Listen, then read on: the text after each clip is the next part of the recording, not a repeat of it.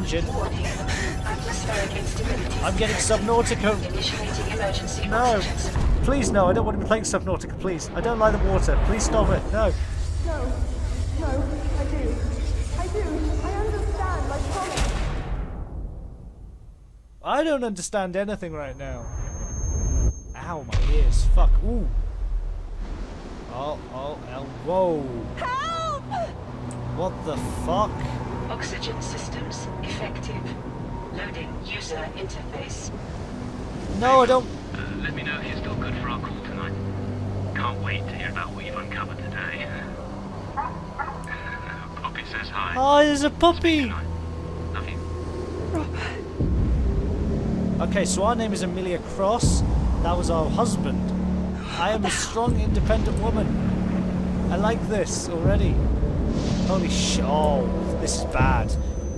Oh. Anyone, help me. That was really bad shouting there, Amelia. Oh, there's a flag. Oh, I'm definitely dying. Ooh. Nope, I can't move now. Nope, I'm gonna pass out. There we go. Well, Q.U.B.E died and I'm already dead. As per usual, this is going pretty well then. Oh, no, hold on. I'm not dead yet. Get up, you fucking idiot.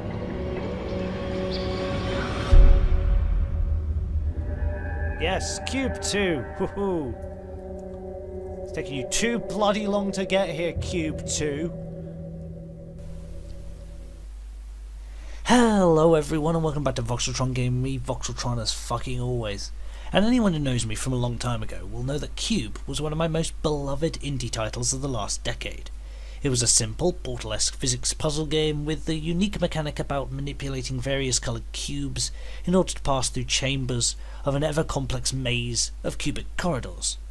It was also story-free, which gave rise to questions surrounding where you were, what things were doing, what ultimately was the goal of completing all these puzzles, which left with a rather impressive ending scene of the massive complex you'd explored bearing down upon Earth. A few years later, a Q.U.B.E director's cut popped up, this time with voice actors and a story, and it was fantastic. The story did everything it could possibly do to make tension, intrigue and ultimately distrust of both characters talking in your ears, which led to an almost sickeningly similar finale where you're told to jump into a pod that might be an incinerator. Portal-esque really isn't something this game wears with shame. And now, nearly 4 years later, Q.U.B.E has finally released, and by God is it something I've been waiting for a hell of a long time.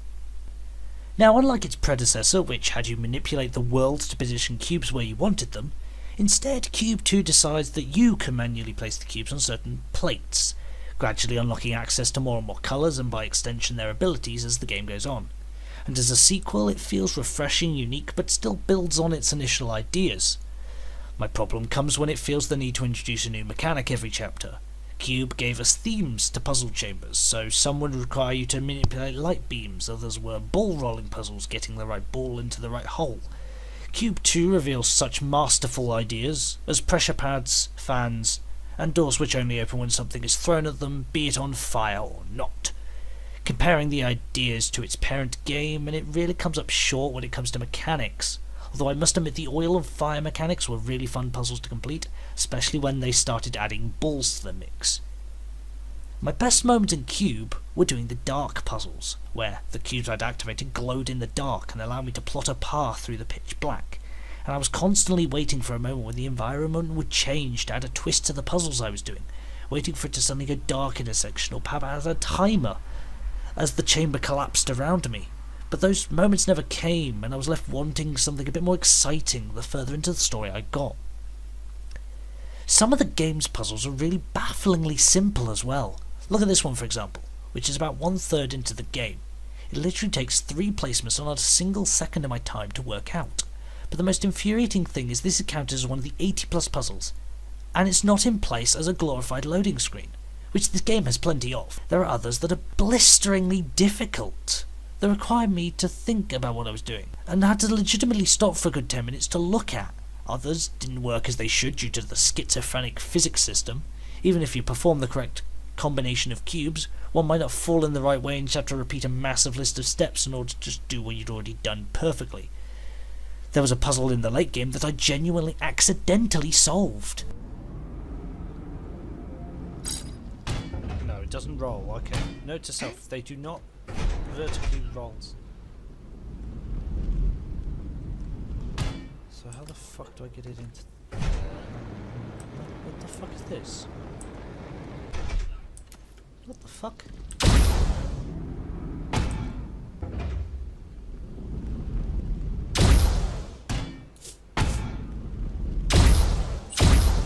Somehow I got that to work. I don't know how. I'm not questioning it. There. All of these add up to a really confusing time, which, after the game finally introduces every single mechanic in one chamber, ends rather abruptly. The final set of difficult puzzles total up to 3 chambers, but the bit before this, in order to access the abyss as they called it, was far greater in challenge, and added up to 5. It looked from the outside that they allowed anyone in the studio to make a test chamber, and then split them up into categories of mechanics used, which leads to a rather quite challenging puzzle, succeeded by piss-easy ones. The graphics are a great improvement on the first game, but when all I really want to do is solve a puzzle, I'm not really going to comment on the lovely reflections. The world of Cube was simplistic, but had a certain charm that, much like Cube 2's great improvements, really stuck. It was alien, clean, and clinical. And Cube 2 is just so much more dirty. The rooms are overgrown or filled with sand, walls are built with cubes jutting out, and it feels a lot more decrepit, which does fit in heavily with the overarching storyline, but it feels more like I'm exploring an incredibly complex Egyptian tomb than actually solving my way through an alien spaceship. The game progresses like so. You start by doing roughly 6 or so introduction chambers, introducing you to a certain mechanic, which then opens up a hub room. You then need to complete 4 or 5 other chambers that are attached to the hub room to unlock the next chapter, and so on, which is fine, but feels to me like really wasted potential. Cube had certain puzzles that were off the beaten track. You had to actually look for them. They were incredibly difficult and lead to sort of reward by the end if you completed them all. But they were entirely optional, and this is what should have been in the hub rooms. So you got through the 6-chamber slog and entered the hub room, which, let's say, has 8 doors. You only need to complete 5 of those to continue the story on, but if you complete all 8, another path would open up leading to a major secret piece of the story. In other words, to understand what was really going on and reveal the best ending, you would have to put effort in and find the best ending. Otherwise, these hub rooms just feel like useless filler, when you could just keep all the puzzles in a linear fashion and not bother creating the hub rooms in the first place. The story is really an interesting mixed bag of cats. You are Amelia Cross, a doctor of archaeology, who has been mysteriously teleported inside an alien structure, and has a small case of amnesia from the teleport system. You are then told by another person on your comms that this tower is similar to the large structure that was blown up in the previous game, and for you to be rescued you need to activate the beacon that is conveniently placed at the top of the tower. You climb up, being given hints constantly you've found yourself in an alien planet. Your suit tells you that the air isn't suitable to breathe, which adds further urgency. What happens when your air runs out? Well, better get to the top, otherwise you're going to die.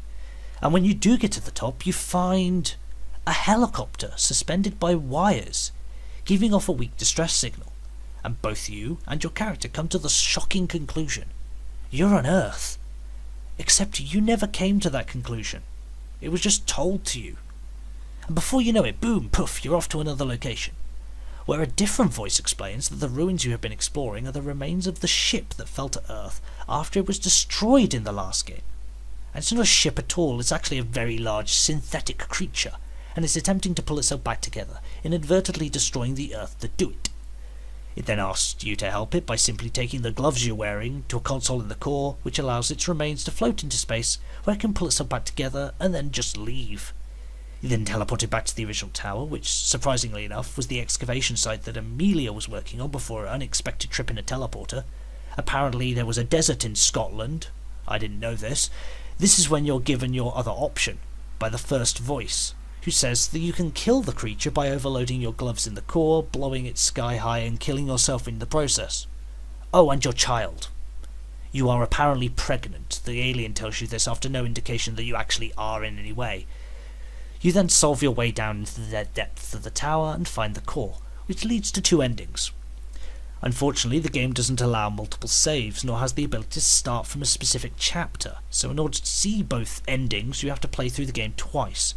So if you're not that desperate to see both endings, I wouldn't worry, because the not killing yourself ending was anything to go by. I've got a feeling that both are as equally bad and philosophical, and I'm not using that word as a compliment. The story was really grasping at straws, attempting to build up this massive mind blow of a revelation that you're on Earth. But if the player can't actually put the pieces together before you get there, it's not that shocking. I actually did play through the game twice, up to the point where you find out that it's Earth, to see if I missed any indication that this was Earth. And nothing. Same with the "hey, you're pregnant" bombshell. The story just expects you to accept everything as gospel, while counterproductively throwing 2 conflicting stories at you in order to create some sort of moral choice at the end, which leads to what I think is the worst ending to anything I've ever encountered. But I never came into QUBE 2 looking for a story. I came looking for a fantastic puzzle game, which ultimately I got. But it felt like it didn't really want to stay around too long. It felt like it should have gone on far longer than it did, and came to a very abrupt stop with a dissatisfying end that left me both confused and a little disappointed. In other words, QUBE 2 is like a firework, big, flashy, but it didn't really stick around long enough for me to appreciate it properly. So if you're a fan of puzzle games and are looking to fill that gap in your spare time, QUBE 2 is definitely a good choice, but I would suggest picking up its predecessor beforehand. I have been VoxelTron, for VoxelTron Gaming. Thank you very much for watching, everyone, and I will see you again in the next video. Toodle pip.